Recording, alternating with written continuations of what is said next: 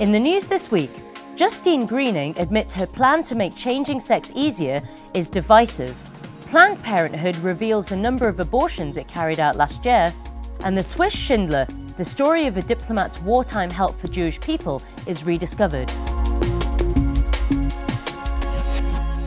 Hello. Equalities Minister Justine Greening has privately admitted that government plans to make changing sex easier are complex and divisive. Greening is pushing for the law to be changed to allow people to legally change sex by self-declaration and with no need for medical assessment. She said in July last year that the government would consult on the controversial plans in the autumn, but this has been delayed. The plans are being strongly opposed, particularly by those concerned for the privacy and safety of women and girls. The Christian Institute's Kieran Kelly said the government needs to drop the plans altogether. These plans aren't just divisive, they are very dangerous, and many people, religious and non-religious alike, are very concerned that this provides an opportunity for men to declare themselves to be women and thereby gain access to changing rooms and other facilities used by women and girls, which in a real invasion of their privacy. And that's exactly the sort of thing we've seen in America. We don't want to see those sorts of situations occurring here. It's time for the government to drop these plans altogether.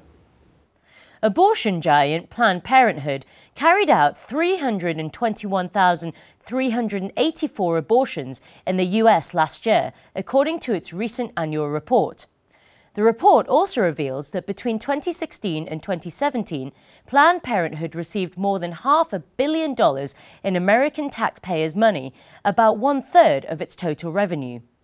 An investigation by pro-life group Live Action last year showed that Planned Parenthood regularly turn away women seeking prenatal care.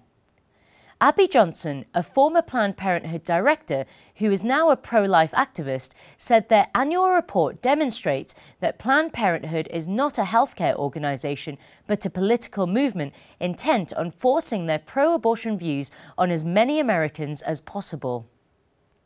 Archaeologists in Israel have discovered an ancient clay seal which once belonged to a governor of Jerusalem, a role referred to in Scripture.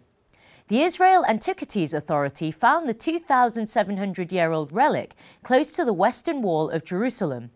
The seal bears an ancient Hebrew inscription, which means belonging to the governor of the city. A lead archaeologist described the seal as the first discovery of its kind. Governors of Jerusalem are mentioned twice in the Bible. 2 Kings 23 verse 8 refers to the gate of Joshua, the city governor, during the reign of Josiah.